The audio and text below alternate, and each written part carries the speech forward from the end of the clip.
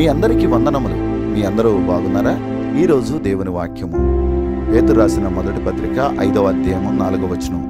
మీరు వాడబారని మహిమా కిరీటము పొందుదురు. ఎవరు వాడబారని మహిమా కిరీటాన్ని పొందుతారు?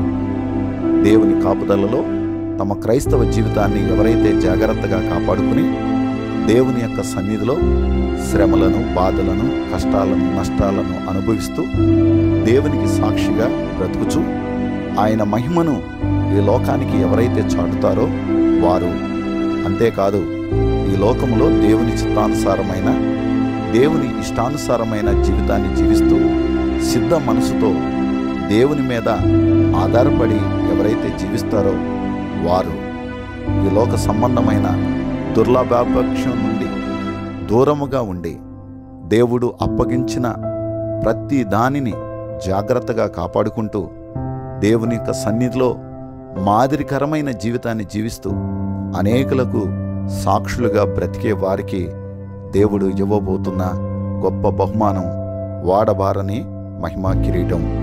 ప్రియా సహోదరుడా, సహోదరి, ఈ వాక్యం వినుచుండగా నీవు కూడా పొందాలని కోరుకున్నట్లయితే వాక్యంలో రాయబడినట్లుగా నీ జీవితాన్ని, నీ పరిశుద్ధ జీవితాన్ని, నీ యథార్థ జీవితాన్ని, నీ నీతి జీవితాన్ని అనేకులకు మాదిరికరంగా ఉండుటకు, నీవు ఈ లోకంలో జీవించుటకు ముందుకు సాగమని ప్రభును బట్టి నేను సేవకుడిగా ఈ మాటలు తెలియజేస్తున్నాను.